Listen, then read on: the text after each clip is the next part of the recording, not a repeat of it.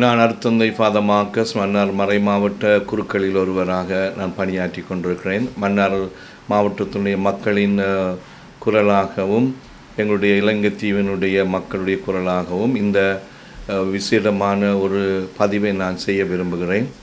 எங்களுடைய சகோதர குரு அருத்தந்தை ஜீவந்த பீரிஸ் 16/5/2026 தன்னுடைய வாழ்க்கையின் அனுபவங்களை பகிர்ந்து கொண்ட பொழுது வரலாற்றில் நடந்த அனைத்தும் இன அழிப்பு என்று தமிழ் மக்களுக்கு எதிராக நடத்தப்பட்ட இன அழிப்பு என்று சொல்லி மிகவும் தெளிவாக தன்னுடைய வாழ்க்கை அனுபவங்களை கொண்டு உண்மைகளை வெளிப்படுத்தியிருந்தார்.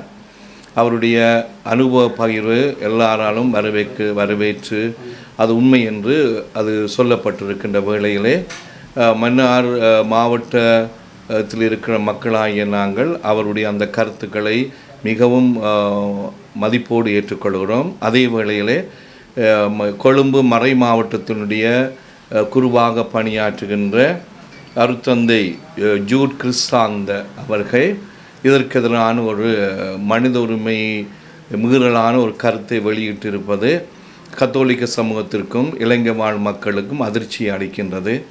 ஒரு கத்தோலிக்க குரு என்பது மற்றவர்களுக்காக தன் உயிரை கொடுப்பதற்காகத்தான் ஒரு குருவாக வருவது.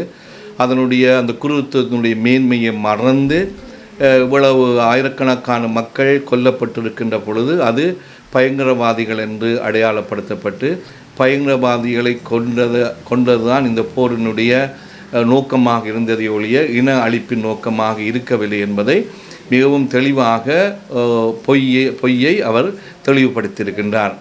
ஆனால் வரலாற்றில் 70 வருடங்களாக காலத்துக்கு காலம் நடைபெற்ற திட்டமிட்ட இன அழிப்புகளை மிகவும் தெளிவாக ஜீவந்த அருத்தந்தை அவர்கள் சொல்லியிருப்பதை நாங்கள் இந்த வேளையில் உறுதி செய்கிறோம்.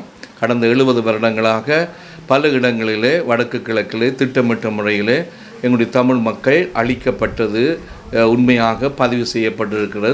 சர்வதேச ரீதியிலும் பதிவு செய்யப்பட்டிருக்கிறது. ஆகவே இந்த வேளையில் எங்களுடைய ஜீவந்த அருத்தந்தையினுடைய கருத்துக்களை நாங்கள் கேட்டுக்கொள்வதோடு அவருக்கு ஆதரவாக எங்களுடைய மன்னார் மாவட்ட மக்களும் மன்னார் கத்தோலிக்க மக்களும் அவருக்கு ஆதரவாக இருப்பதோடு அவருடைய அந்த குரலை நசுக்குவதற்கான பல முயற்சிகள் மேற்கொள்ளப்படுவதை நாங்கள் முற்றிலும் எதிர்க்கிறோம்.